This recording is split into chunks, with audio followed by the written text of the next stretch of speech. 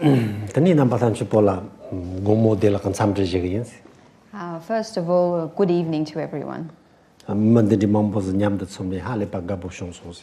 And I'm so happy to be here with so many of you. Tani na so miracle logi go de china lo tong chak chi ke ta tong chak ni gong la. Tani manam ji tani sem ga thola tani jimjing mambo shi nyam nyong mambo sarne tani sem kham ga tani paryun pe hale pa tani yargi tang yore te hale pa yambo tani chen yore. So in terms of human history, over a period of 1,000 or 2,000 years, much research has been conducted into and much experience accumulated in relation to the mind. So this research and this experience really formed part of a great civilization of the mind, or spiritual civilization. Tani yang mutso yang tani ngupo ko thola yang tani shigmampo jamne tani tartan rawe na tani yang ngupo ko pariyon ko thola yang pe yarji tang ne tani ngupo ko pariyon halipa tani stanyores. And then several hundred years ago, humans directed great effort to developing the material world, and in so doing created a great material civilization. Tani te nikayang atsundwa mirka soso rangatini tani chamba tani zhe inayang tani tatanga tso tezi yit lo pambandawo kangdezina imma kashiga tani ngamaga te partor tartaga te sarlem bandawo yang kashiga tartaga te partor ngamaga sarlem bandawo tani ngarwa yen bandawo tani zin tongo yoris. Both of these civilizations, the civilization of the mind and the material civilization, were made or formed by humans.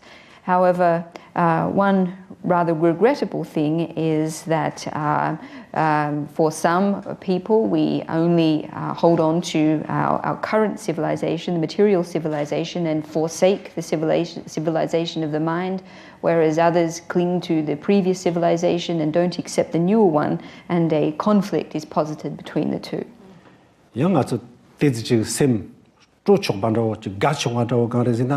Tani depi lo chakashi tindiga jangla yang tsarga tone jimjing mambo shene tani shong mambo zne tani jimjing shene tani yang ngaso perna tani nangchu na la mambo tani songyo pa te sota tani tsarga jimjing shipi tani jimri tani shokchila ta lamkas chila ndo tani shongun doze tartayna. However, a positive thing is that in recent decades scientific research has been conducted into many areas, and the results of this have been that many aspects of scientific research and Buddhist doctrines or Buddhist practice have come together and seem to be forming one path. Tani bena tsarga nala ngukam rikpa ga nani chawin jiktin la tani jimjig mambo shine de ti nani nga so nangchu nala tani de song devi tani don mambo zda. So,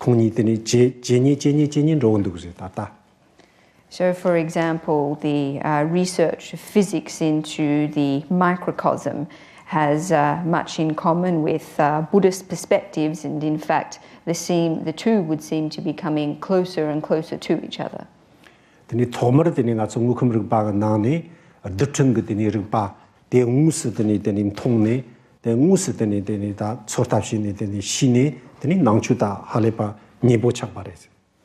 So when, first of all, physics was able to physically perceive atoms through experimentation, then science and Buddhism started to become very close.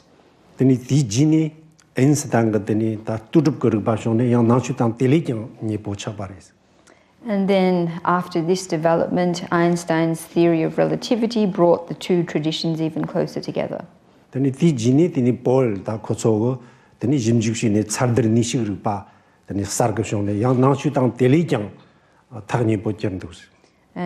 with the advent of quantum physics, quantum mechanics, the two became even closer still. Jidrikband shone jirikbazia te tarungina ripi jongluk mato ba sorta shini halipa tankir shongyo marita ina te shoni tene ngatso namba tang tene tele halipa nyepo changdus. And then sometime after this, the arrival of the development of string theory, even though this at this stage is a theoretical supposition, it hasn't been physically proven. Nevertheless, with string theory, Buddhism and science come even closer together still. Tani maung baga lo simchita lo ngapchi tin nangla tani nangchu tang tani ngukumruk panika titola tele jang nyebo chakba ngachu chokhak shekayos. And in the next 30 to 50 years, I would surmise that physics and Buddhism will continue to become even closer to each other.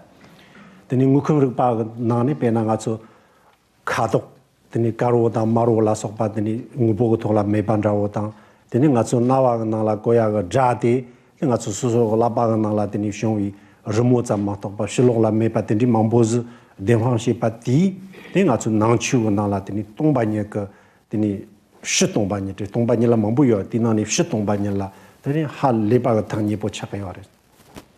So, for example, in physics, the discovery that colors we see in the external environment with our eyes and sounds that we perceive with our ears, that all of these are but images or perceptions produced in the mind.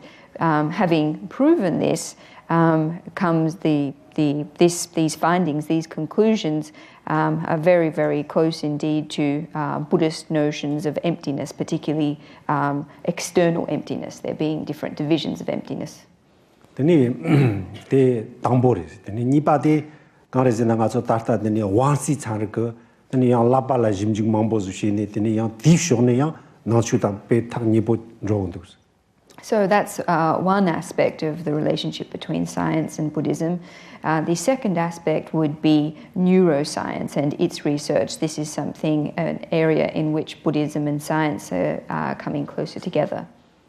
Tini te masa tini ngacho perna tarong jamba ngacho likham ga tini gidje jin to sola yang jimjig shine yang dishone yang ngacho nachu shola yang pe nyepo chakandos. And not only this research, but also research undertaken into the physical body, such as research into genes and so forth, is also producing results that bring scientific discovery and Buddhism very close together. Tani te niparente, tani samba de ngacho perna tani gumgyamni tani lapala tani charung garangin tani shine ngacho perna sim chipo jamba lipo ta ngakta te su chiching margo sim chipo ngacho tani lapala tani gerchu mambo jarta pati charak ba ta tani wansi charak ba shine te ngacho nangchu chabrdo dorji tha pa sang dorji tha pa nala songba te so ta pe tak nipo chakanda. So that would be the second aspect, and then the third would be meditation. So through the research of neuroscientists into the brain and the discovery of neuroplasticity, basically showing that just through the effort of the mind by itself it is possible to influence and influence the brain. This knowledge or this discovery brings Buddhism, and particularly the Vajrayana tradition, very close to these scientific discoveries.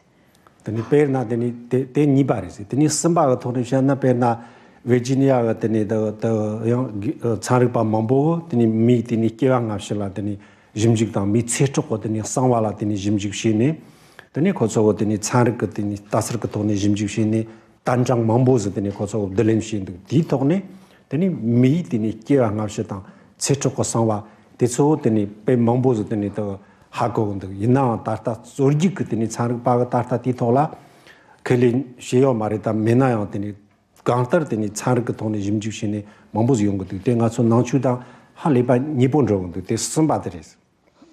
And in addition to this research that is being undertaken into past and future lives, particularly among scientists affiliated with the University of Virginia, research into past and future lives and the mysteries of human existence has produced a great deal of data on these phenomena.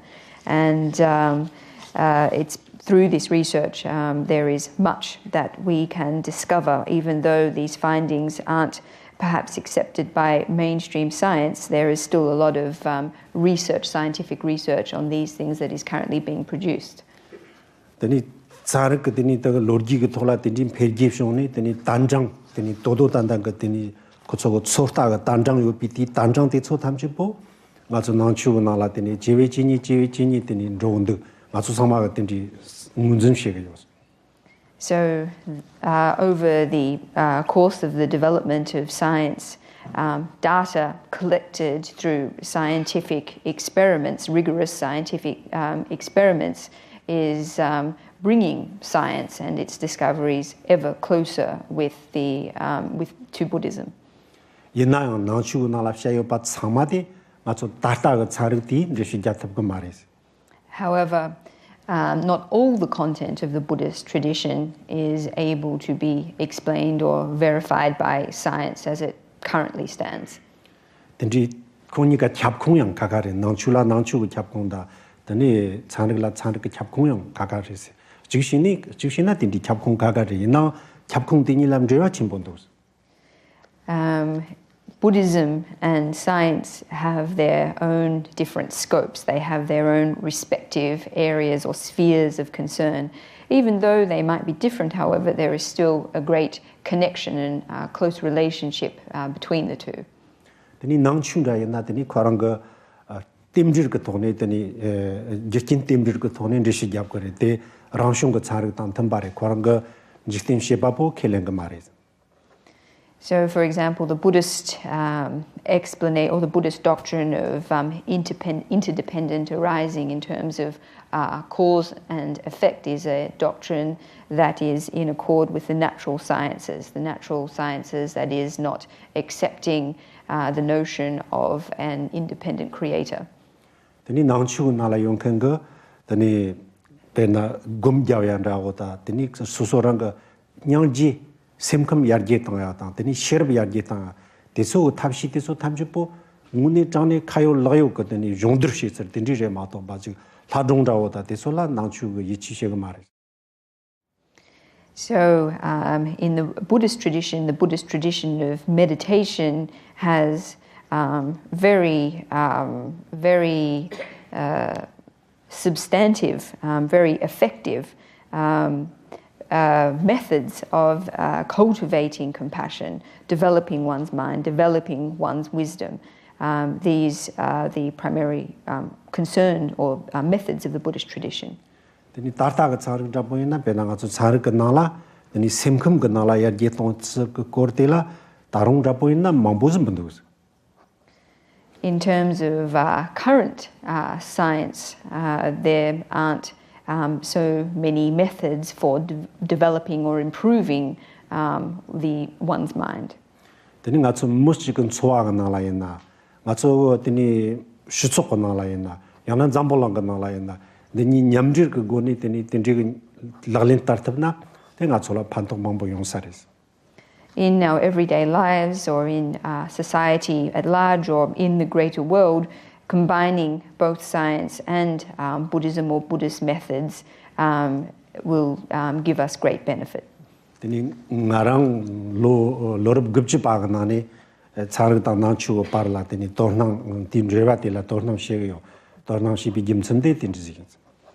I started to pay attention to the relationship between Buddhism and science in the 1990s, and the reason for this was just this, the potential benefit that can be gained in combining them both. Yeah, Thank you.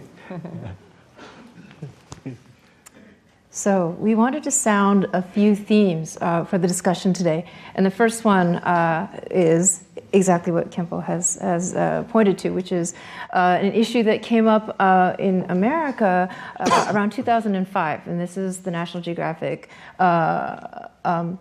cover piece on what is in your mind. So the question of the nature of the mind suddenly became a topic for mainstream American society. And so that is what I'd like Alyssa and Tad to address each. Thank you. My research is in philosophy of mind, and I'm most interested in our common sense concepts about the mind, the assumptions we make unreflectively about the mind And I think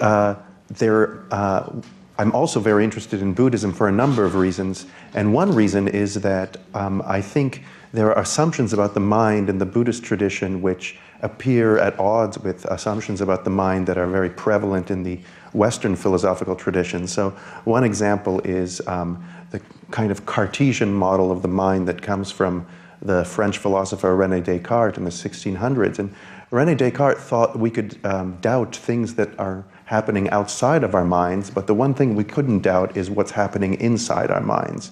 We can't doubt, for example, that we have a self. We can't doubt what we're thinking when we're thinking it. This kind of self-knowledge is authoritative. And one thing I found interesting from the Buddhist texts that I've read, and again, I'm just beginning my journey in exploring this wonderful tradition, is that they have a more subtle and complicated understanding of the nature of the mind. It's not as transparent to itself, it seems to me, as it is in the Cartesian tradition. So, for example, although we might think we have a self, through meditation, through practice, we can discover that the self is a kind of illusion. And many of the other assumptions we make about the mind might, through practice, we might come to see as not the full truth about the mind. And this idea that we might not know might not be experts on what's going on in our own minds and how our minds work it's fairly recent in the West. With Nietzsche and Freud in the 19th century, and then in the 20th century, it became more popular. But it's certainly not the default position in Western philosophy. And still many philosophers believe that we have a kind of direct access to what's going on in our minds, and we can't be wrong about it. But I'm very interested in how ancient the Buddhist idea is that our understanding of our own minds is actually much more problematic and complex, and many of our ideas about the mind actually conceal the truth about the mind rather than revealing it. And it takes many years of practice to appreciate all the subtleties of the mind. So I guess what I want to ask Khenpo is if he could have some remarks about where he thinks the common sense concepts of the mind in the Western philosophical tradition, how they compare with the concepts of the mind that come out of the Buddhist philosophical tradition.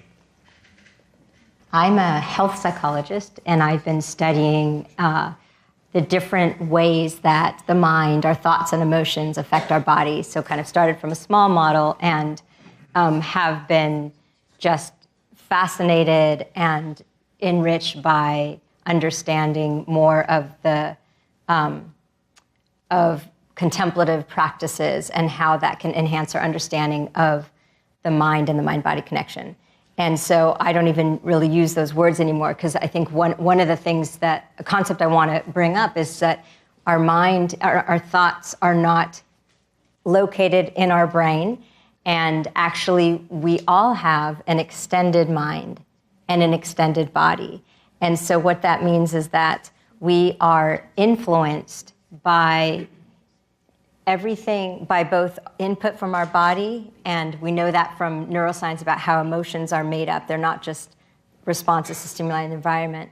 But the way that our cognition works is that it is shaped and it interacts with the setting around us, with interactions with people and things. And just to give you an example of that, I'm going to talk both about the body and then the mind. So in terms of the body, we have this sense that we have this physical body that's 100% us and human cells, and that we're not connected to others. And all of that's wrong.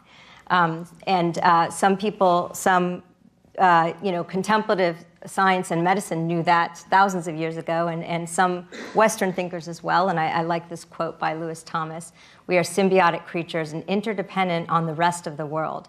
Our cells are not ours. They're a mix of creatures."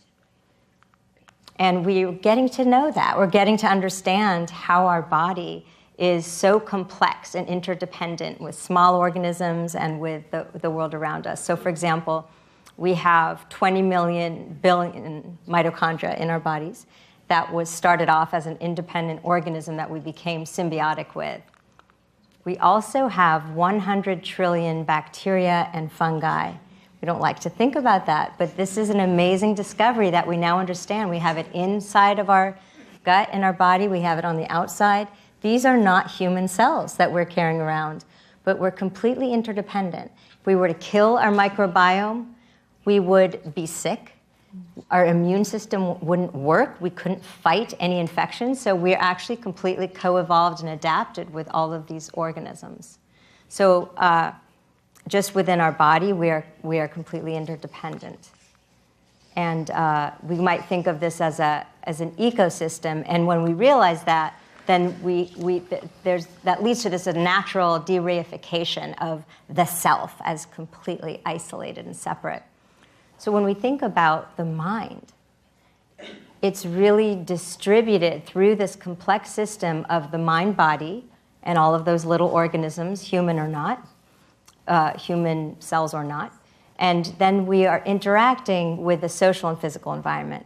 So has anyone here gone into a place of meditation, like a retreat center or a temple? Lots of you. I thought so.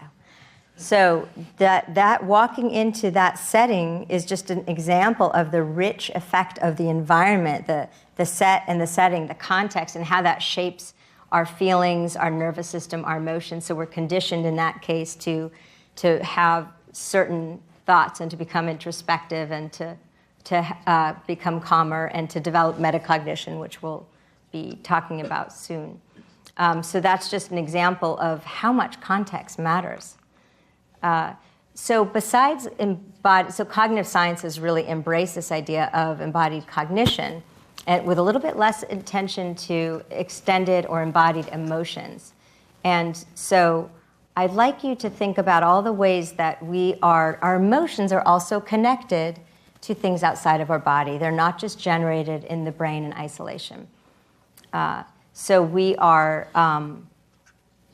influenced by people, dyads, even strangers. So smiling at a stranger actually changes their emotional state and their pro-social behaviors afterward.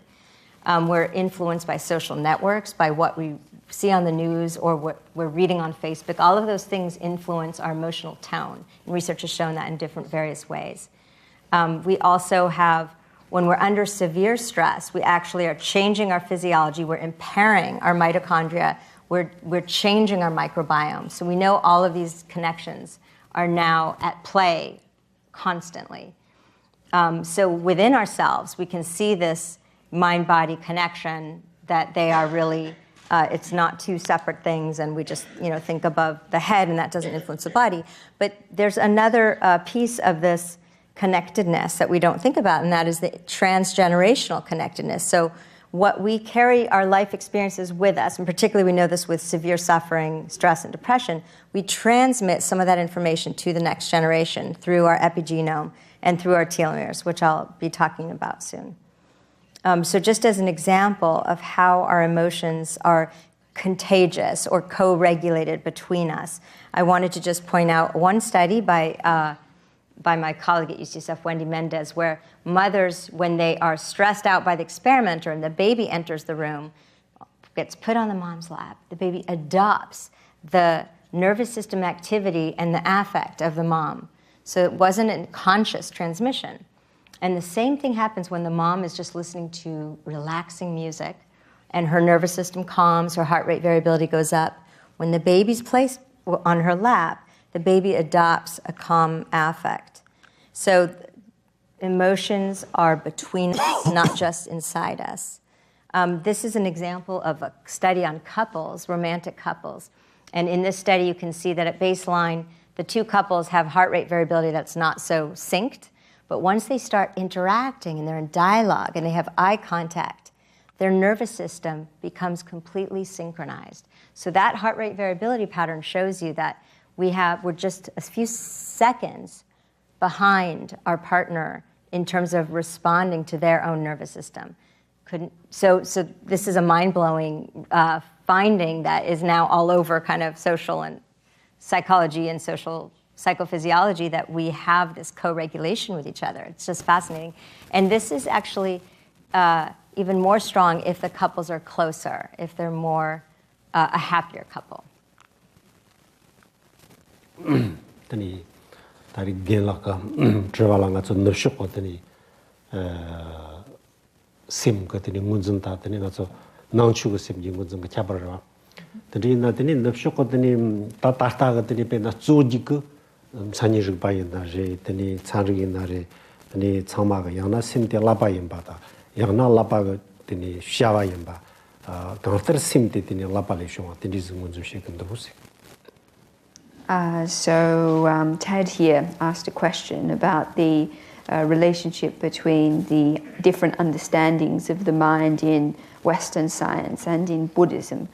Well, to start with, the traditional view in Western philosophy or science is that the mind is the brain, or originates from the brain, or what the brain does. In any case, the idea is that the mind originates in the brain. Tani tawa shatsrdela ngarang gerla tawasios, ngarang gerla samsarsios. And I have my own particular viewpoint on this. Me samna tit sarig shatsrde sarig tan tambazrem dusam gayos. And in my view, this view, this supposedly scientific view, is actually not in accordance with scientific reasoning. The Jimson Garizina Sarig Goni, Shawakang, Tachu Gona, Denhuang Gona, Gabajab Gona, the Tanjang Gores. The reason that I say this is that according in the scientific tradition, if one is going to establish something or prove a particular finding or refute a particular finding, one needs evidence in order to do this.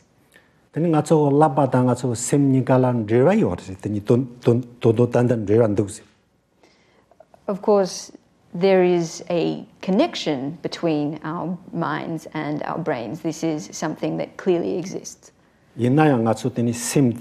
Labagani muni kege yorizina de danjang yo marzi de la toto danjang danjang za tartiba to shong yo marzi. However, that our mind is something that originates from the brain is not something that we have irrefutable evidence in support of. Tendi indi ngaso gangstar pe na ngaso labade teni ngaso semgo na la namtong ramda kiwi kapsu teni labade la teni ngstu mambo yongwa tan jerwa mambo labaga lolum la. However, that when our minds give rise to all kinds of different thoughts, this has an effect or influence or a response in the brain. This is something that neuroscientists have shown.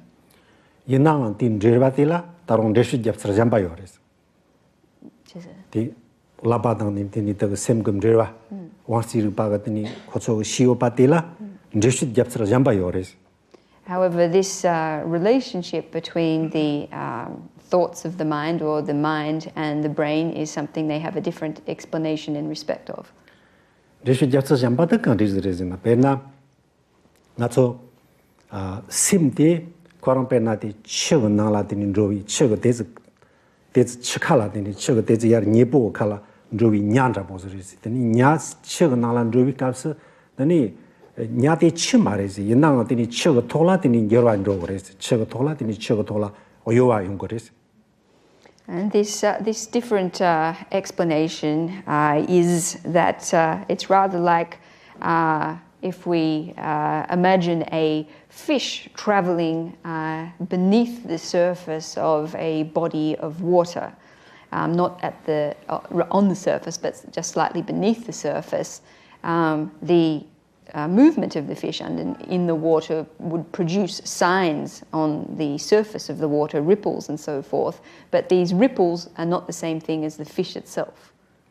Tindi indi 레시 잡서텔란 레시 잡서 잠바요 차르티 되니 가서 디 돈돈 그 되니 단장당 담바 그 되니 그 되니 레시 쯤메나 아 되니 단장 되니 도도 단단 그 단장 메나 되니 가서 라발리 기바레제 안다오다 코랑 라바레제 안다오티 소 제탑고 마레스. So without a evidence to support a view that the mind is that originates in the brain, then this conclusion or this explanation can't be proven.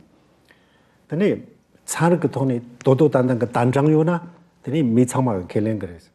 However, if science or scientists were to produce solid evidence in respect of this idea or theory, then everybody would accept it. 가서 상마 켈랭 고 그래서. All of us would have to accept it. 가서 그냥 로 갑신이 켈랭 그래서. With an open mind, we would all have to accept it. 얘나 딘디즈나 다른 가서 내황 그 당금면 되고. However, in respect of this, the data as it currently stands is insufficient. 셈그 나라 납토티나 라발라티니 게란로요 레타 티니 파르킨 게라타 간진로요 다른 삼로 당고야 그래서. So that when that our brains respond to activity in our minds is something that we have now shown. However, the relationship between this activity in the mind and the response in the brain is something that we still need to. 제라티 간디즈 근데 페나 치당 냐근 제란다 보인다. 양나 되니 코랑 되니 페나 라바 코랑 셈영거 강인거 돈데 되니 파르건 제라티 가서 다른 삼로 당고야 그래서. So we need to still continue to give more thought to the relationship between the mind and the brain, the nature of the relationship, whether it is that between the fish and the ripples on the surface of the water or some other kind of relationship. 되니 직시나 되니 라발란 게란도와 그 디고텔라 치고 냐타비 되니 셈 잠바즈 요레스 직시나. So it's possible that the external or the movements or processes, the activities that are taking place in the brain, that beneath them there is a mind like a fish beneath the ripples on the surface of the water. 되니 낭추고 있나 딘디기스 셈 코랑야 되니 응우보즈 옌 되니 라바다니까 맞아 상가 돌지 타바나라 페사로셰요라 라바디 페나 코랑가 락찬다 보인 되니 페나 맞아 미츠가 되니 찜트라 되니 레갈레나 라바데 코랑 찜트라 보인 되니 모데 되니 셈데 페나 되니 찜트 페션 땅가 문자 보인 되니제 그랬어. So in Buddhism, we regard the mind as a type of matter, and particularly this understanding is very clear in the Vajrayana tradition.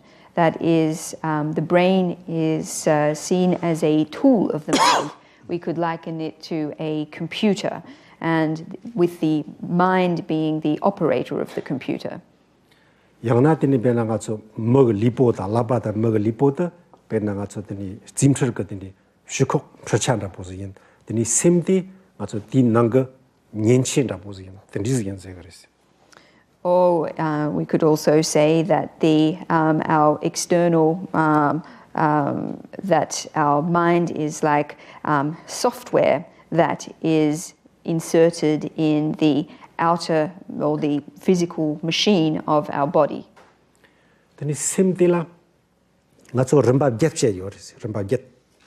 So in terms of the mind, we say that there are 8 different levels to it. 되니 나서 물다 나와다 나다 지다 리 되니 나서 지 쇼르 그 능고 탐주 냠슴 용화데 냠용 그 차딜라 셈제요. So those our different sense faculties, our sight, our hearing, our sense of smell, our sense of touch, and so on, these together comprise those which are able to perceive and experience the sensory phenomenon, what we together regard as the mind. 되니 디토랑 가서 되니 제 마리 약보리 득보리 삼바가 된디 그 샤바망 보통야가 셈딜라 되니 이치시바세 그래 되 즉바데레스. And the 6th level is that which is able to evaluate this experience, analyze it. Tani dambate ngaso namgin ngaso sowa nala nga samba teres. Tari gigmorang ga dak zini shaka yo patenda po ngarang so nga dagin ngain samne tindi samdea gati namtote tani dambate res. And the seventh level to the mind, or the seventh level to our consciousness, is the sense of self. Just as Tad just mentioned, this idea of self, this abiding sense of self. This is what we refer to as the seventh level. Tani te ngaso shirtang mi parwa tindi ziyena di namtote ngaso sem kanala han lipa tang zapores. And this particular notion of the self, or idea of the self, is something in ordinary people which is very, very strong. Tani pena ngarang ga zamazagyen, ngarang ga lekaleyen, ngarang ga lojongshegen sambata so tsama nala nga zia namtote yores. So, for example, the thoughts, I am eating, I am working, I am studying, in terms of all of these activities, the sense of I, or the notion of I, is very strong. Tani gyapati kan rezina tani ngaso namto tsama ga tani mangjin rapoteres. The eighth level is like the foundation or the base for the rest of these other levels. Tani pena ngaso namto ti yamso lapta gore, kapkapsel lap halipa chimbo yongore, kapkapsel lam chungchungore, kapkaps chego tola rumo chungchung nierma chego nierma ma to ba yomare. Gantar tani te so tamchin namto gore. Ina tani ngaso namto gyapa sim gyapati tani yamso go chinda bore halipa tambore. So our thoughts, the thoughts that we experience are like waves. Sometimes there are very big waves, other times there are very small waves. Sometimes the waves are just like wrinkles on the water's surface. This eighth level of the mind, or the eighth level of consciousness, however, is like the ocean itself. Tani ti namtokti koranga labalin depi tini shavaleka mambos letap ko yores. Labali garwi. Labalin depa zinata labagale mate pileka mambos koranga letap kores namshiti. And so this mind of ours is able to perform a lot of functions which transcend the brain. Jikshina ngatso terang jikten the kuzubares. It's possible that this world that we have around us is made by it. Tani indi tani ti tini koranga namtok ko tani nipate tani tarta tsar ka jimji ka kyap khong mambos ka nala yunggun duse ti namtok ko tani ti koranga nipate so sim ka nipate so shi yunggun duse tarta.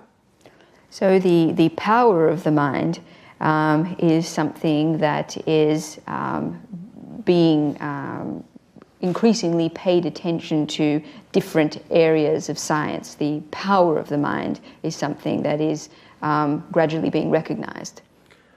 Ngasu samna tani lo simche ngapchi tindi gongla yana taron tele tezi tani rang chishina tele taron tezi yin rang gogori ti kamni tani ngasu tsang ka kyap khong nala tani namshi ga tani nguzin ti jechi songne ngasu tani jofshi jablok chikba rendo na shisar yonsar te shin tindi chikba na chosar lo ngapchi tikchi jila. It's possible, therefore, that within another 30 or 50 years, that the scientific understanding of the mind and the Buddhist understanding of the mind will meet, will become the same. Kantaranga tum dor dipa samo gonesharna kanrizina namshi ziyate shiro kunjiktin de tamji po nyamsun yung tamkan ga tindi nipa halipa ga tindi chimbo tindi sem ngaso lipo nala yongkan tindi zres dordana. However, summing it up very briefly, our mind is that which is able to experience and perceive phenomena that has a very strong power or capacity to do so. Yeah. So Khenpo has provided us some interesting metaphors. We just had a study trip to Harvard, so he heard directly from neurologists and neurobiologists their point of view on what is the mind, and one in particular, a chair of a major department there at the Harvard Medical School, said, the brain is the mind. And I think he was quite taken aback. So what we wanted to do was to also introduce the idea that there is a diversity of thought in terms of even a scientific approach. There is not one scientific approach to thinking about the mind and brain. And so if we could speak to that. Yes, well, thank you so much for those enlightening remarks. Besides being in the philosophy department, I'm also a co-founder and co-director of something called the Mind-Brain Institute here at George Washington University, which is a interdisciplinary center. And a lot of philosophers who study the mind these days think that you can't study it from just one perspective. Whether it's physical or not, that's a separate issue. But as far as studying the mind goes, you need many different perspectives. One of the most influential American philosophers, Willard Van Orman Quine, once had a funny saying about this. He said, "The universe is not the university." And what he meant by this was that the universe is complicated and it doesn't come divided up into neat chunks the way universities do. It's not that there's a part of the universe which is just for philosophers to study, another part of the universe just for neuroscientists, another part just for psychologists. The phenomena that we're interested in the universe are complicated and require many different perspectives. So that's the reasoning, not just behind the Mind-Brain Institute, which is where my interest lies, but it's a new philosophy for the whole university. One of the planks of George Washington University's new agenda is interdisciplinarity, for this very reason, that the universe is a messy, complicated place, and we can only make progress understanding it together by collaborating.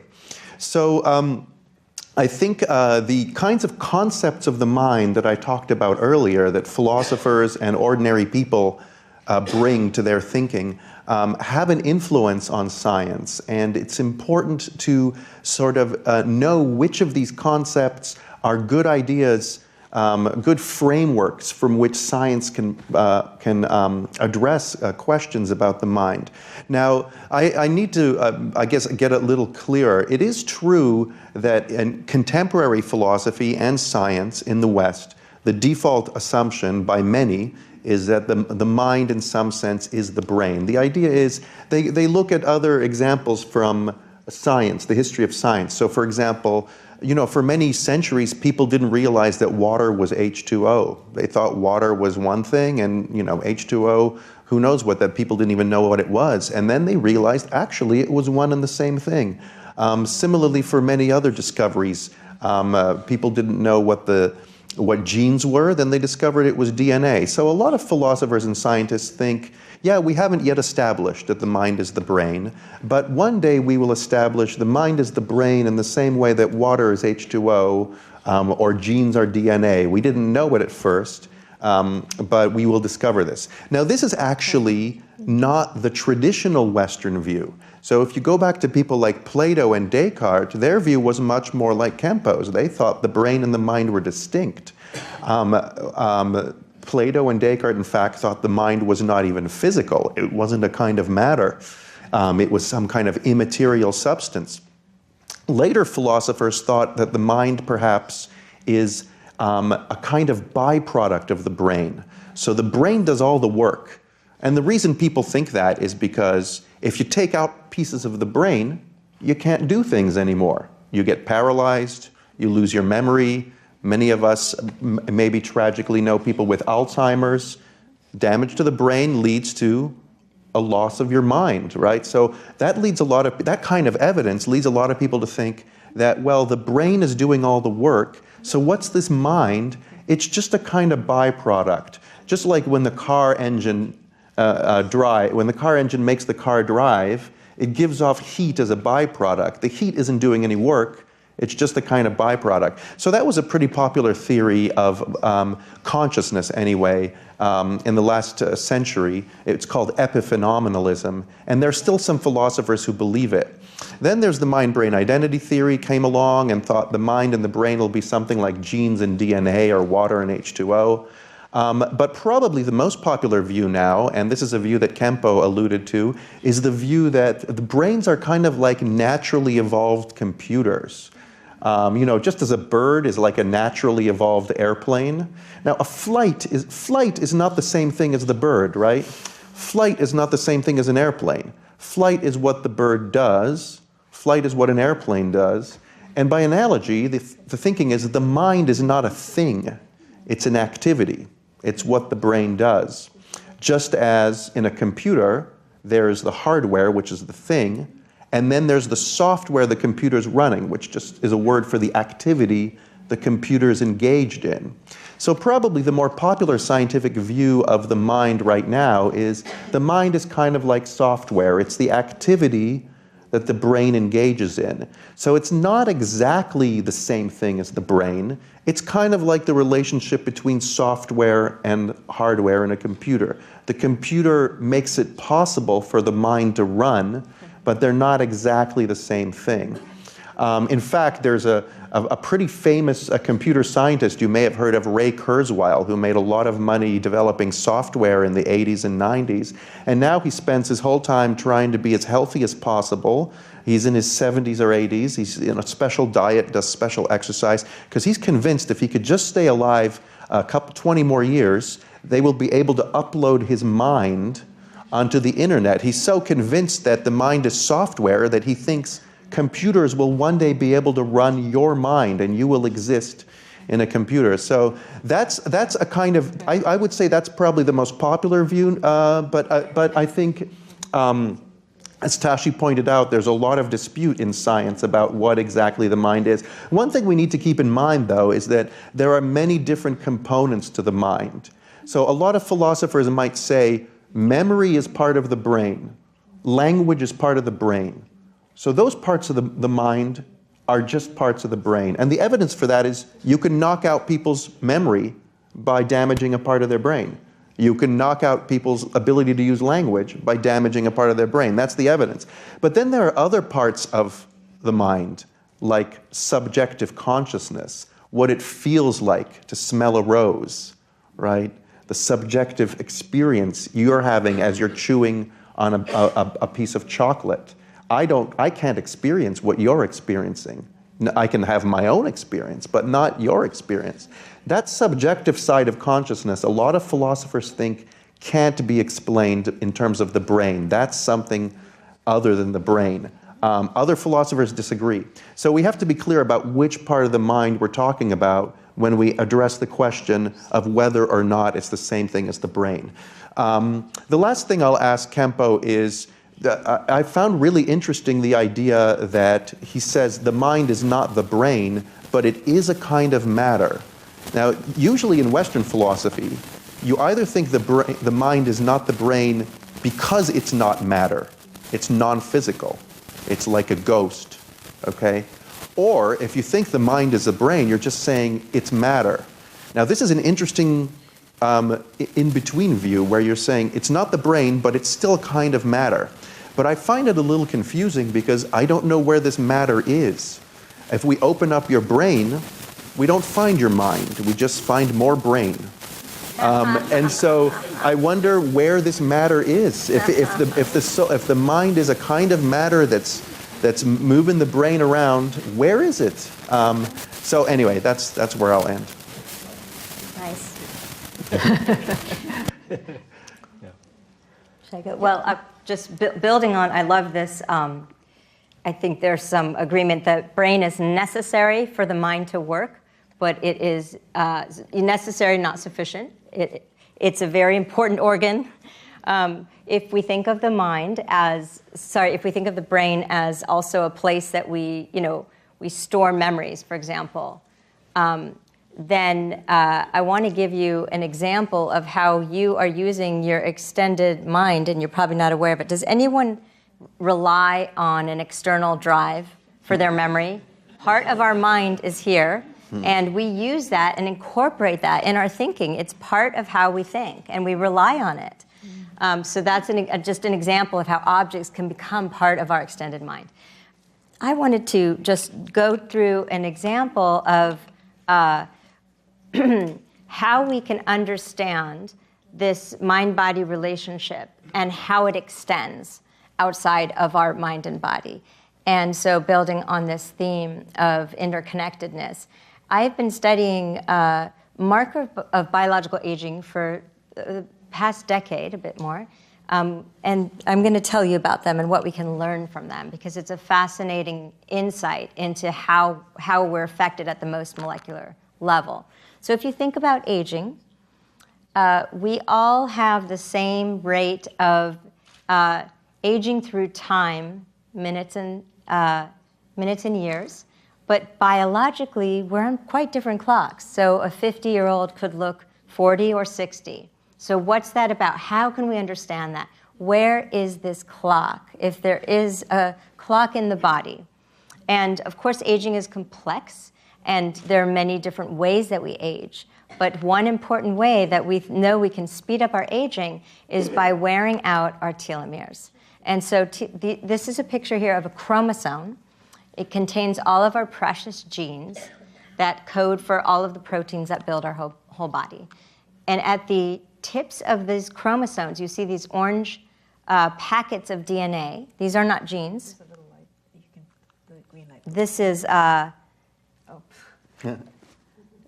here. You can see these are the telomeres, and they are non-coding. They're base pairs, just like made up of the same thing as the DNA, as the genes here, but they actually are very, very different. They protect the genome, and to do their job, they have to be very sensitive to the environment, the intracellular environment. So they're like a canary in the coal mine. When something is not quite right in our body, in our cells, the telomere picks that up. It's one of the first. It's damaged 8 times more easily by free radicals and oxidative stress than the genes.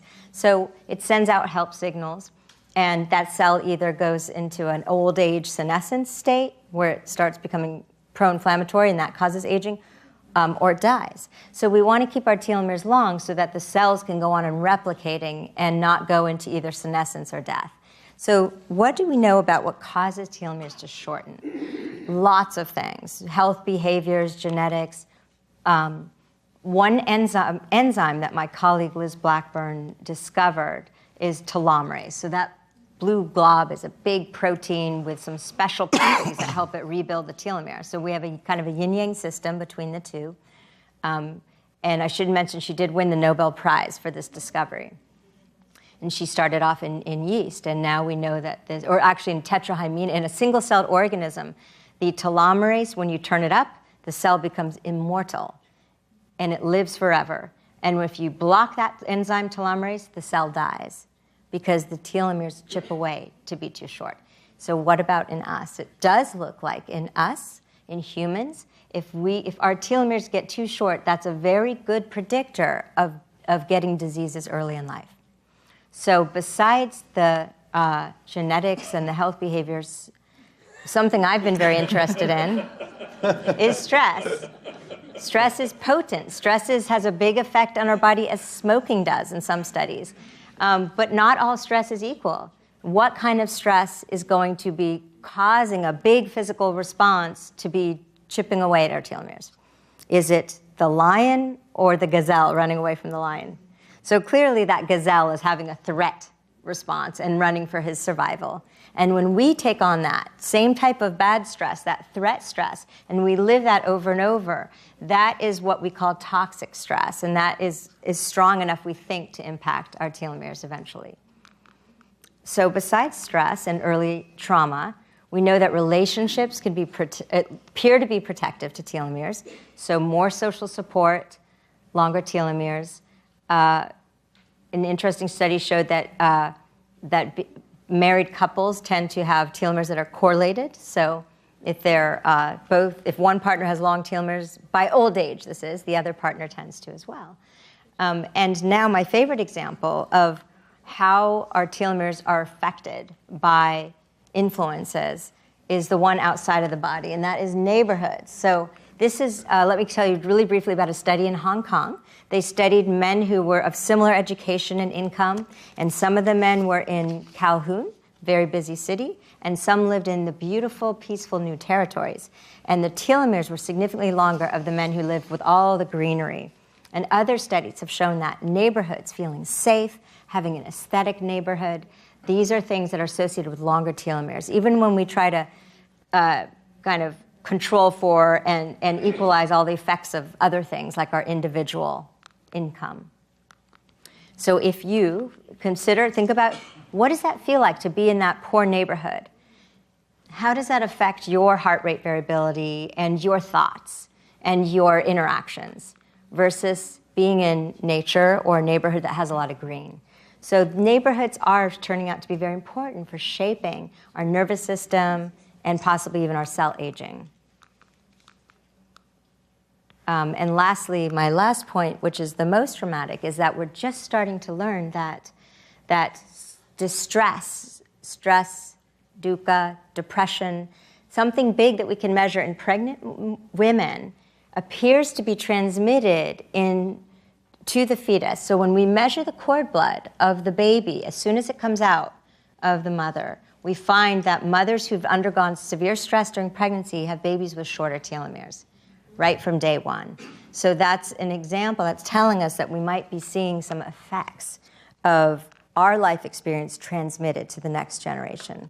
So they're examples of biological embedding, how this affects our bodies and possibly are transmitted across the generations. Didn't got to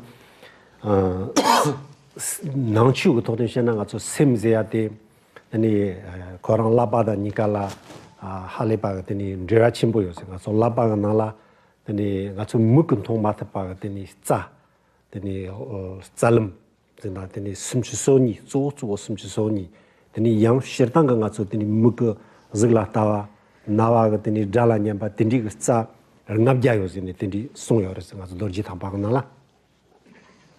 So in Buddhism, particularly in the Vajrayana tradition, there is a very close connection posited between the mind and the brain.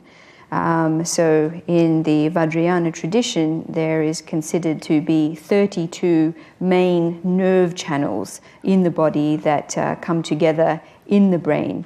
And in addition to these, 500 further nerve channels that relate to our various sense faculties.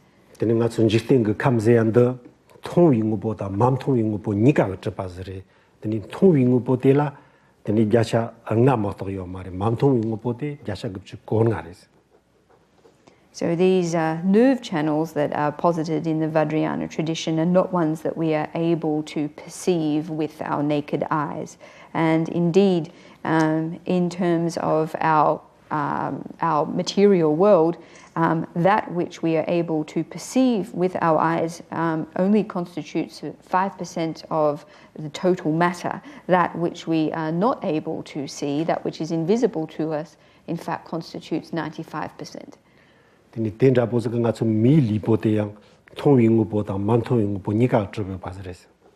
And so similar to this, our human bodies are constituted by matter or material of both visible and invisible kinds.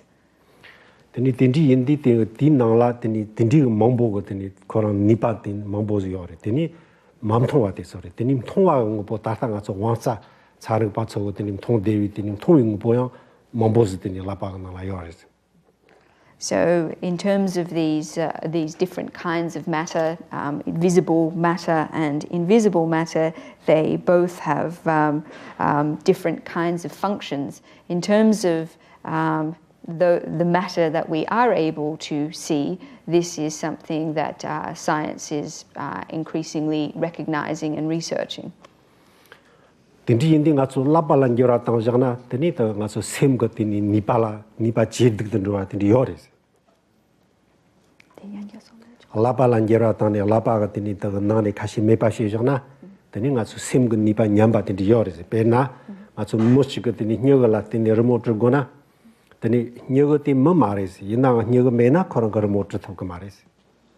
It's true that if we were to have some injury to our brain or to lose some part of our brain, that this would have a negative influence on our minds, that this would influence our mind. So we might say that it's rather like a pen that writes words.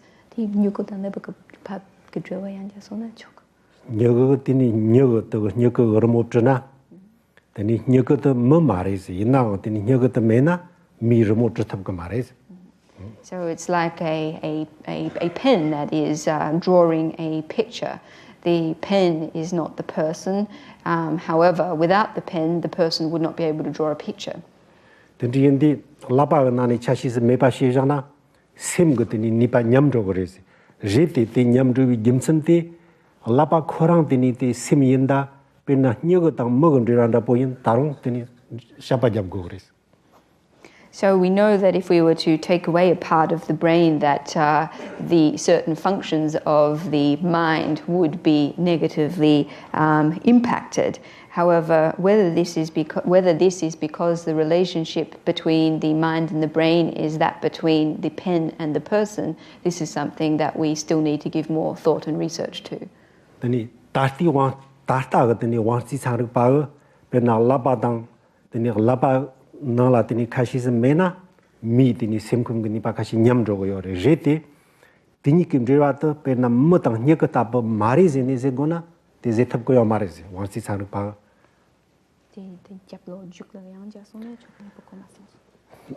te nga chu teni wansi saruk pa chogo teni nyeko go teni pena mo teni nyeko teni remote na teni nyeko te mena mi thap ko mari ze ina teni wansi char pena nga cho wansa go nga cho lapa ga na ni teni nipa khashi se nyam sona teni nga cho sem ga nipa nyam jo re rete ti teni nyam ro bi jimchen ti jerwati teni ka lapa ta sem ga jerwati pena motang nyeko go par kum jewan rawo mari zini ze gona wansi char pa ta ta ze thap ko mari ze. So we know that if the brain, a part of the brain were taken away, that this would have a negative impact on the mind. However, contemporary neuroscientists are not able yet to say that, or to say based on this, they are not yet able to refute the possibility of the relationship between the mind and the brain being that between the pen and the person drawing the picture.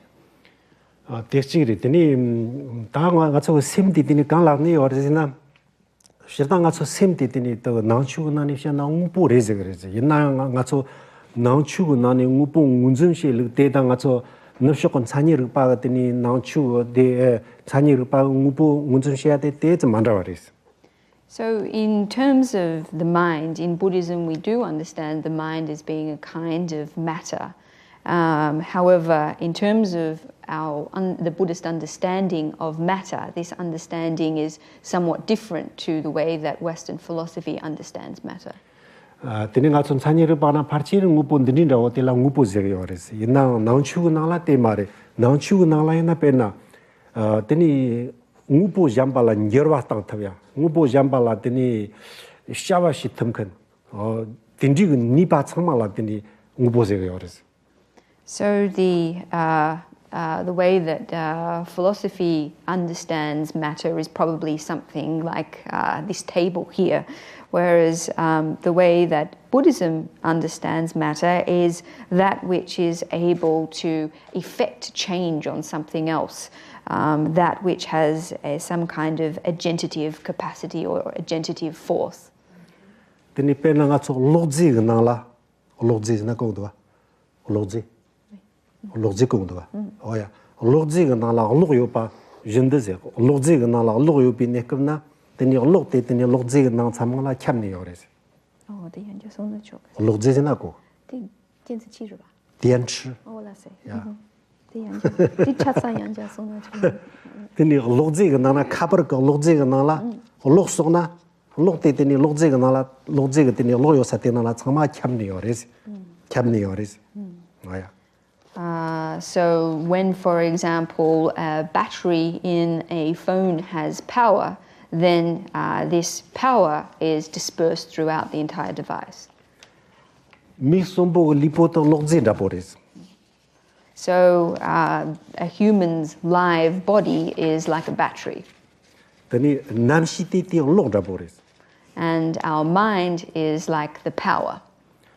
이나 팀제와 치슈티 라발람제와 체그리 냥라용제와 요리스 So 其实对 제와 치슈티 라발람제와 요리스 其实当对我其实 셈 그때님 제와 치슈 뭐마데 라바다 되니 냥라 데라요. So the mind has the greatest connection with the brain and a lesser connection with the nyungla deni trewa dele chungza yore. 다 냥라 데라 되지요. 조 라발라 데라요. So the greatest connection is with the mind is with the brain. It does have some connection with the heart, but relative, not as much. 되니 배나가 저 강집란 디시님 즈모 트나 초라지 용거래지. 되니 디값은 아주 셈디 늘라 통요래. nga 초라 딘디 용건득 삼데 건염육 용거래지. So, for example, if we were to tickle the bottom of our feet, then we would experience the feeling of being tickled, and our mind would go to the bottom of our feet. 되니 ngo니 되니 짝지니진 텐나.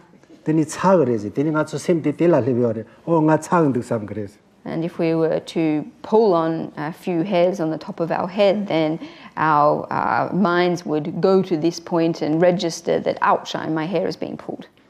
셔당 ndso nga chu nyamnyung le laborezi yena nga tenim chanyirig bada ndso nyokta chimbo shiजना teni gergung ge shasong teni nga chu chizya de 셔당 le laborezi yena ndi rangshin karere teni sha teni chama hamako az chakarezi. So, in fact, these are really easy or straightforward aspects of experience that we all know. However, science makes a real muddle of these things, makes them extremely complicated. So, just as Ted said before, something like water, the nature of water, this is something that should be relatively straightforward, but something that, in fact, was something that we made extremely complex. Yeah.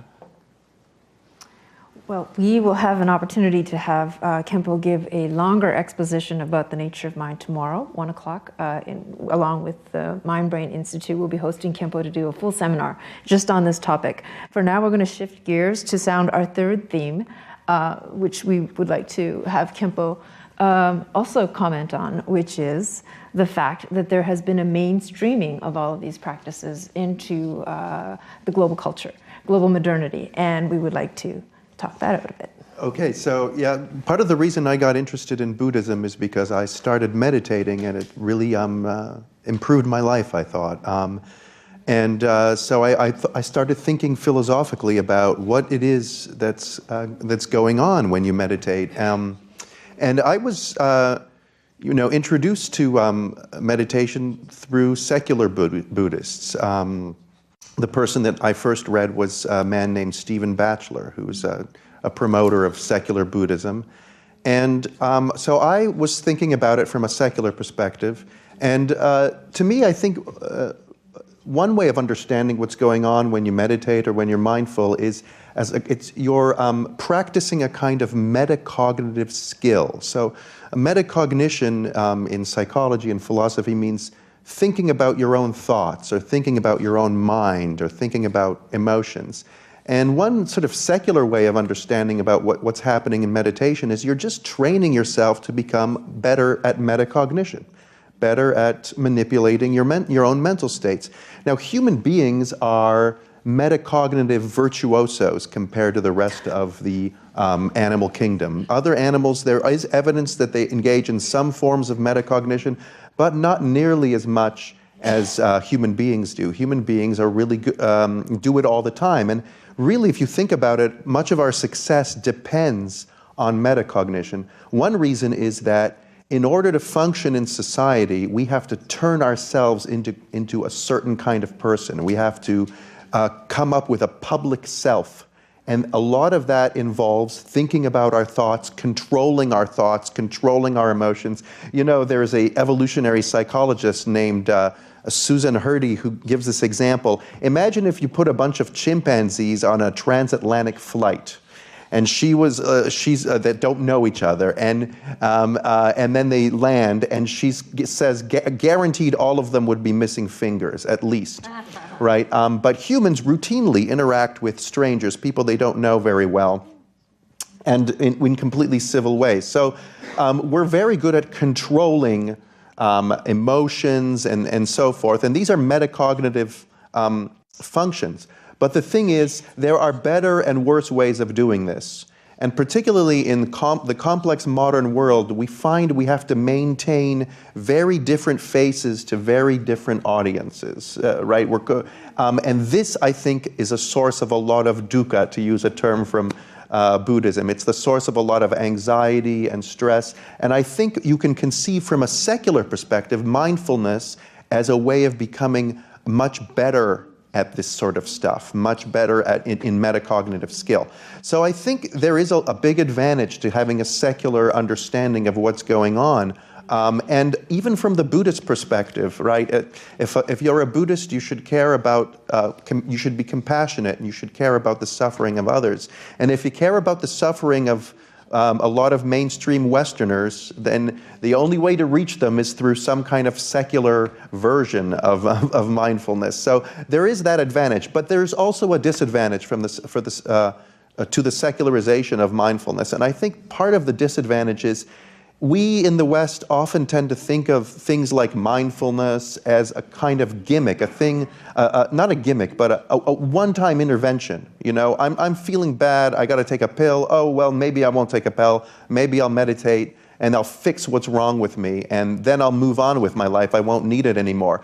And that kind of approach, I think, is really undermines what's so powerful about the Buddhist tradition in training metacognition, because really it's about changing your whole life, your whole lifestyle, the way you approach others, the way you eat, the way you drink, the way you talk, right? There's the Eightfold Path involves right speech, right action, right thought. So it's a holistic lifestyle change that mindfulness is a part of. And I think one danger from the secularization of mindfulness is that you forget about this and you think of it as this isolated intervention to cure a particular symptom, right? And I think that's a misunderstanding of the power of it. So although there are advantages to this secular understanding of mindfulness that I began with, there are also these disadvantages, and I'm not sure how to resolve the issue. So I work in a hospital, UCSF, and I can tell you that because mindfulness can be secularized, it has pervaded all of our well-being interventions, our clinical psychology interventions for depression, anxiety, PTSD. We now have mindfulness versions of our different therapies. And it's very, very exciting because they reach people in a way that our other therapies don't.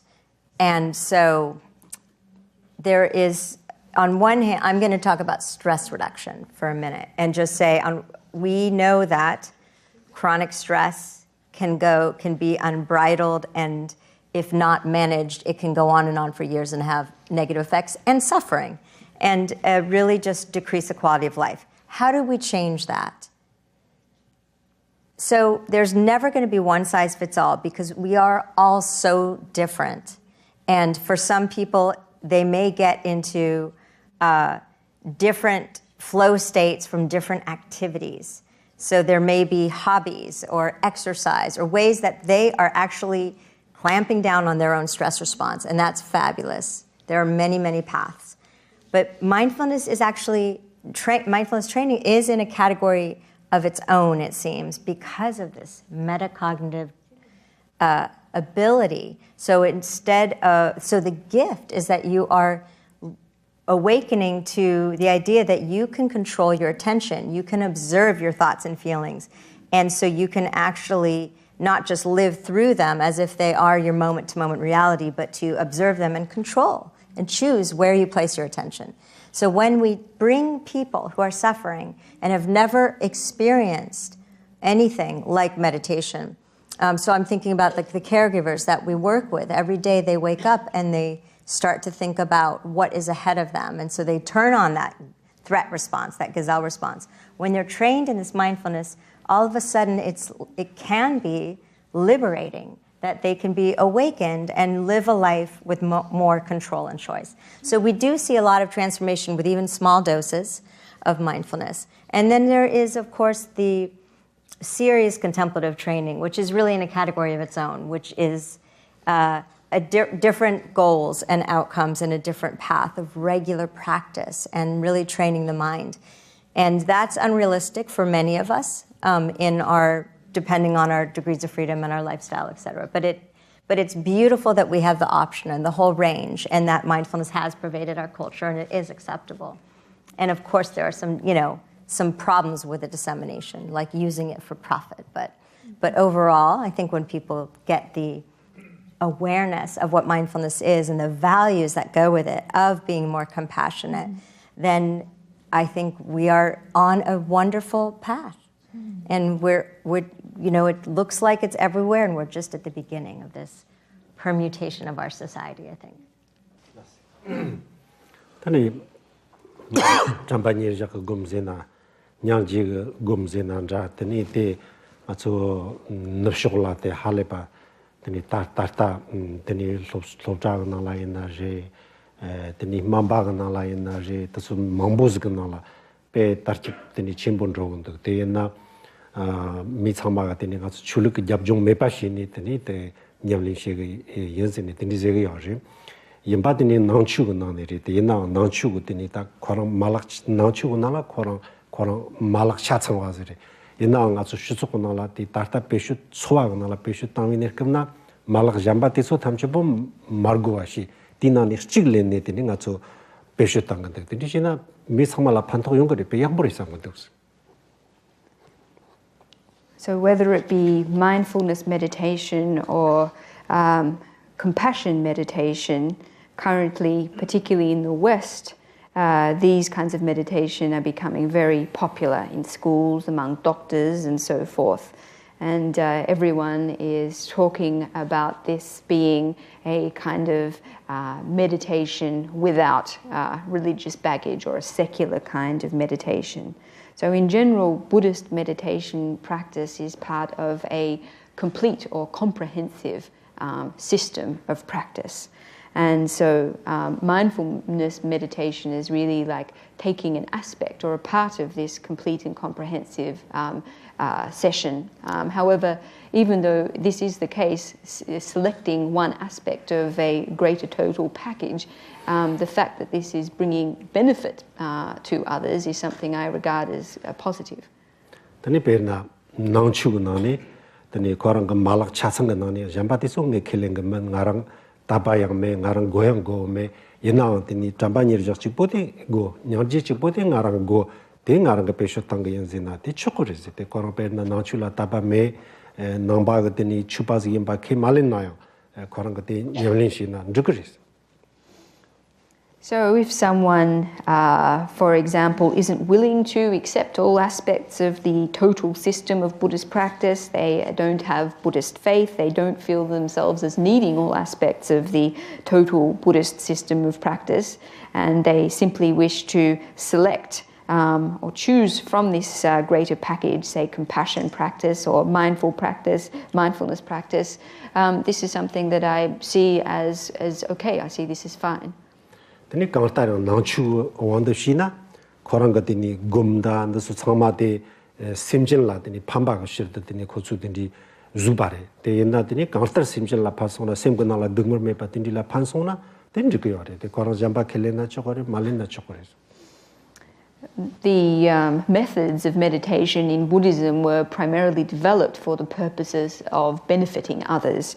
So that they are able to do this is very good. It's not if people are willing to accept one aspect and are not willing to accept other aspects, that's quite fine. Tani gazo tangrab ka tini mi semkam la tini nguni tani pan thoya deyang zo nangchu nane tani shamnyang jeta tani tari champagner jogzena jirne gum teni pesho tana teni pa mi chama pesho tan thavya mi chama teni laglin tana lang thavya mi chama la panthoya teni zris.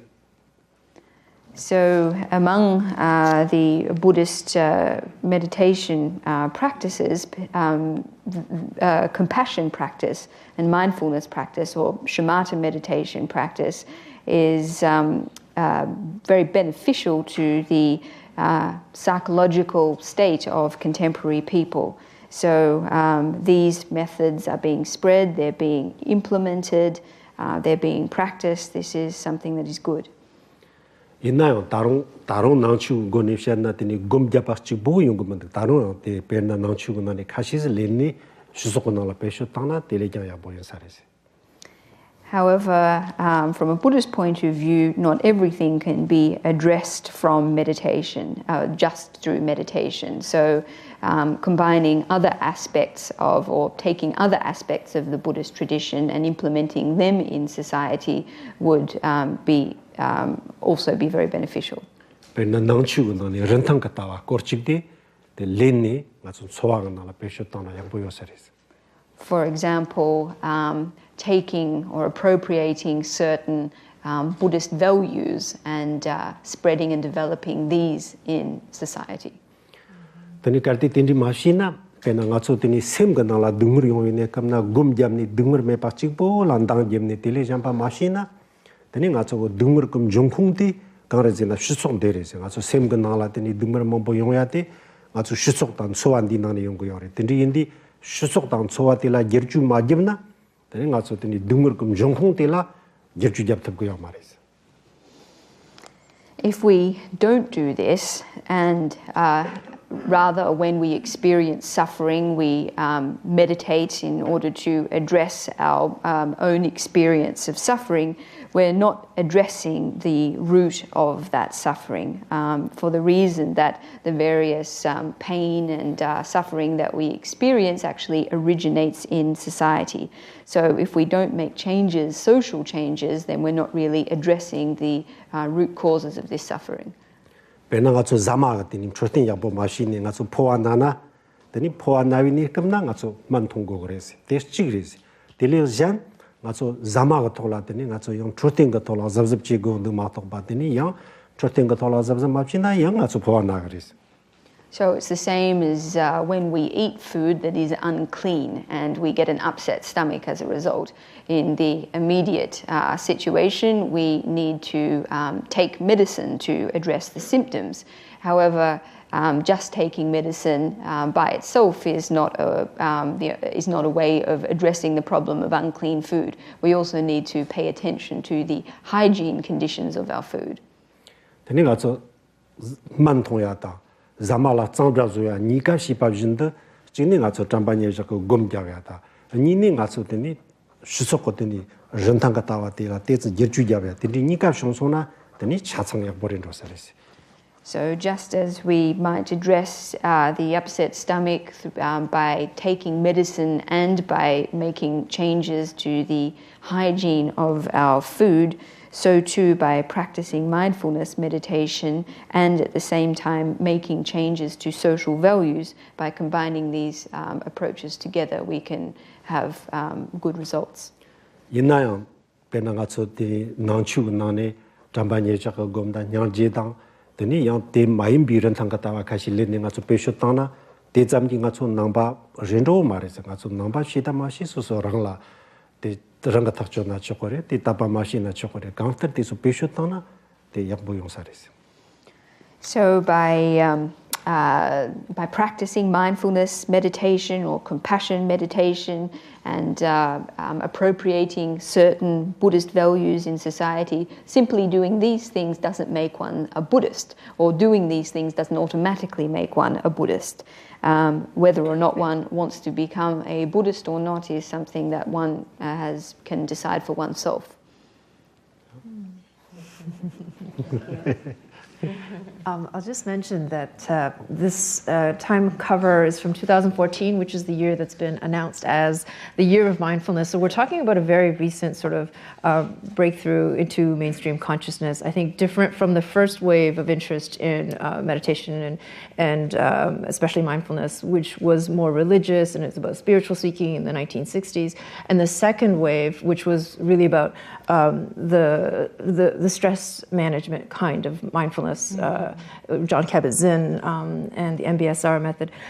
This last, the recent wave of mindfulness, what's different about it is that it's really connected to peak performance. So we see it at places like Davos. And we're seeing, the Marines meditating, for example, a whole program of meditation for the Marines. So how to be the best warrior you can be, and so forth. So this is a really new phenomenon. And if I could just add that Alyssa's book is coming out on what she's just introduced very quickly, but it's fascinating research. And it's coming out in January in 20 languages at once. I hope you caught, all spouses in the audience, I hope you caught the bit about the covariance of the lengthening of the telomeres. So if you're, for spouses who meditate and take up a lot of space and time in your lives together, you also benefit from that person meditating. So I think we can take some questions now, sometime. I think she was the first one, yes? I wanted to ask about what was once tossed aside as any sort of legitimate scientific theory, and that was, I think it was Lamarck, the inheritance of certain traits over generations. Isn't there now some rethinking of this, and how does what you were saying about certainly the newborns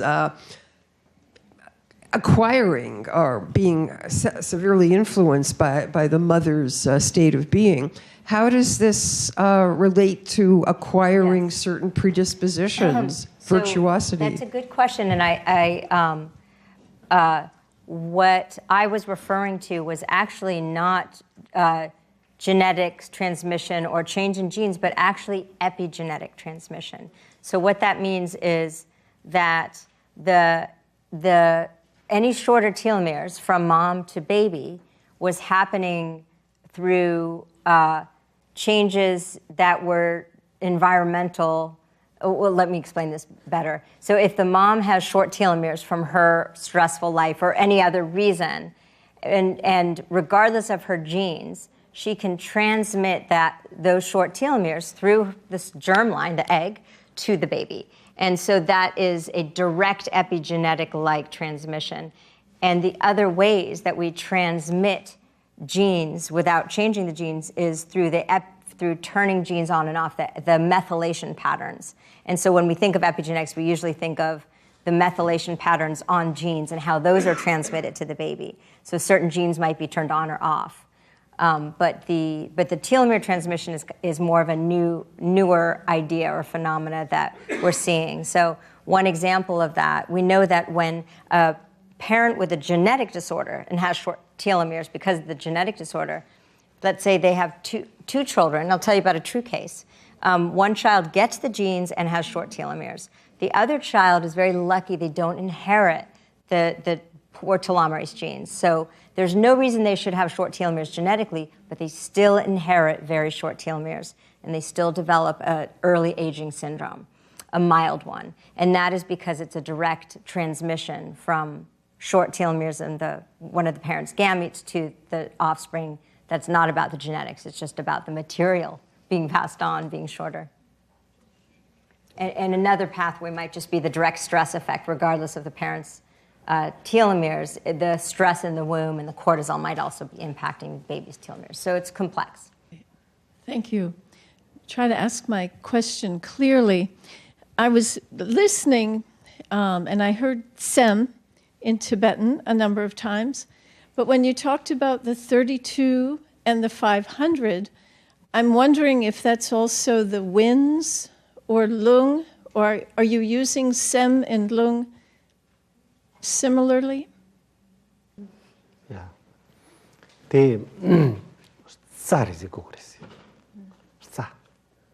So these, the 32 and the 500 are channels. For the winds or for the mind, or the winds and the mind the same?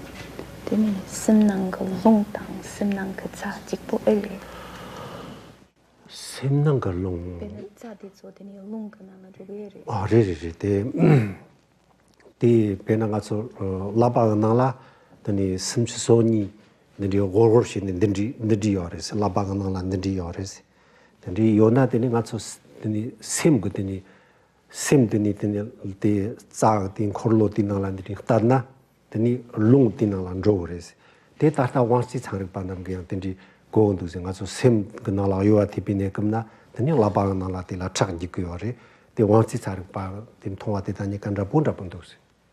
So these 32 channels come together at the crown of the head, and through the activity of the mind, the wind can travel along these channels. And so this is similar to the way that neuroscientists now talk about the way the mind can affect activity in the brain. This is a very similar kind of explanation. 되니 싸대서 있는 가서 남긴 거 가서 좋아하나라 대서 배셨던 거요 말이지. The chizadi nangchukizade. 어, 라방은 그 싸대서 남긴 가서 좋아하나라 배셨던 거요 말이지. And these channels in the brain that the spoken about in the Buddhist tradition are not ones that are used in our everyday lives. 되니 디나라 되니 가서 리포가 착되라 되니 착 닉마다 착 당마제 되니 요래서. 닉마다 당마. So in terms of the blood in our body, we can talk about two kinds: blood that is turbid and blood that is pure. 되니 거기서 곰그 니발라 되니 착대 당마다 닉마 소소가 예가 시그래서. Through the power of meditation, the turbid blood is separated from the pure. 되니 당마디 디 싸디 준당라 땅거래서. And the pure blood is pushed into the, or is manipulated through the channels. 되니 디나라 되니 데 싸디 준나라 착당디 되니 니바 무서왕아 좀 남긴 샤신 마타가 된지 그더니 샤만 보시 탑거래서. 샘그 돌아 니바 된지 만보 용거래서. And with this pure blood flowing through the channels, it is possible for us to, or the mind to achieve or perform tasks out of the ordinary realm of what we are usually able to perform. 되니 데 라발라 get주잡저디 되니 라바데 가서 샘그 그런 거 락차래서. 되니 라발라 get주잡저디 되니 샘디 라발라 되니 샤 몽볼리 탑거래서. So because the brain is a tool of the mind, if we're able to make changes to the brain, then the mind is able to use the brain to do a number of extraordinary things. 되니 대변나가 좀 남아더니 얘기했잖아. 되니 녀거 얘기했죠. 그래서 니마치라 mam부터 탑거 말해서. 달당아 주더니 찜줄 거더니 얘기 잡 그랬더니 니마치라 mam부 살 그래. 베텐다 버렸어. So we can liken this to the way that previously we had to write everything by hand. And as a result of this, we weren't able to write many words in the span of one day. But now that we have computers to type with, we're able to type a lot of words. And so this is a comparable metaphor. Khenpo, I have a question for you too. We've heard about different uses of meditation for stress, for peak performance, for spirituality, and you've talked about this ability of the mind to do new things. I'm curious, your Chinese students, what are they seeking? Why do they come to you? And what do you give them? And finally, what have you learned in this trip to America that will be new information you can assimilate and pass on as part of your teachings? Yeah. 되는 가서 야미그나라 낭추 냠내신 그 추방 고마디 요리 디수이나 양 고소고 샘그 등을 메바시 안라고 든지 그 돈달 데 말에 가서 샘그나는 요무바 참마 메바시야다 조디 수소란 거 시험당 양지다 더니 시 야지 동야 돈달에 때 가서 야미 옛날에 보바 옛날에 너쇼고 옛날에 남바가 소망고 마티소 찍바레스. So in terms of real students of the Dharma in China, their goals in studying Buddhism are not simply to alleviate pressure or suffering in their minds. Their goals are to increase and enhance their compassion and wisdom, and these are common goals of Buddhist practitioners everywhere. 드니테 마임 방에서 베나 디 롭자가 나다다 드니 총바가 드니 진 소바요 총바가 총바 드니 켈레바 대초 나랑아서 드니 롭주시가 우리 디카비나 양아서 나주샤고 말이요 셈거 드니 등거만 메바시 시비셔도 드니 넙쇼라 가서 롭자가 나다 니만칸가 나란다고 다 직발인도스. So aside from these, from practitioners of the Dharma in China, when we teach in schools and among associations of business people and entrepreneurs, etc., what we are not teaching, we're not teaching these. For these Buddhist goals, primarily what we're talking about is reducing and eliminating suffering and stress in the mind, and 내가 좀 눕쇼다 직발이 눕쇼나 배나 잠반이 정다 영지 금리 등을 매파시었다 직발이. And so this is the same as it is in the West in terms of the goals of mindfulness practice in schools and in other institutions.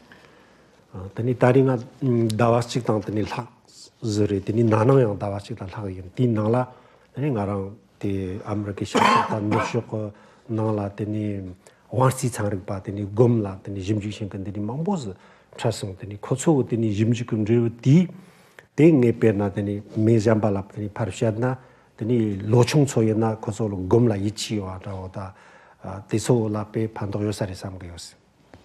So over on this trip, I've spent slightly over a month in America visiting the east and west coasts, and last year I also spent about a month on a similar tour. And over this time, I've had the opportunity to meet with many neuroscientists researching the relationship between meditation and the brain. And I think that in going back and sharing this knowledge, particularly with young people, it will have benefit in terms of their conviction in meditation. 내가 저 낭추 있나 그런 것들이 다 검점나 되니 판바 요바데 하고 요랬다 있나 때 소소 냠뇽 마도 받더니 단정 되디요 말했어. So in terms of Buddhists, they have experiential knowledge of the benefits of meditation. However, they don't have hard data to support these benefits. 되니 먹하실라 그런 거금 잡이 냠뇽데 마톰비 공도 되니 가서 금 잡는데 판도요 rezili 디 짐지 그 단정돼서 되니 파르샤나 그런 저 금라 무바요 한다고 디 판도요 사리. So before a practitioner has gained direct experiential knowledge of the benefits of meditation, sharing with them the data that has been collected on the benefits of meditation will be of benefit to them in terms of their desire and interest in continuing with their meditation practice. Thank you so much for your interesting and thoughtful presentation. What can ordinary people do to increase their longevity, to lengthen the telomeres in terms of behavior, decision-making, and exposure to beneficial stress? Thank you. You've got it. I love your answer. Good stress, engagement in life, challenging yourself in ways that are exciting and cause growth, and promoting your social connections and compassion for others. So helping people is what feels good and creates meaning in life. Learning from Kenpo, I think that what our research has shown is that there are many different ways to improve your telomere stability, and it depends on kind of looking at your life and the different things that are affecting it. So for some people, it may be stress. That's a common one. And for so some of the big ticket items that will promote the telomerase and increase it would be exercise, a diet high in omega-3s and whole foods, seaweed. I personally like to promote the algae and not the fish, because we're farming too many fish. They should not be. I'm up for fish rights too, so I think we are.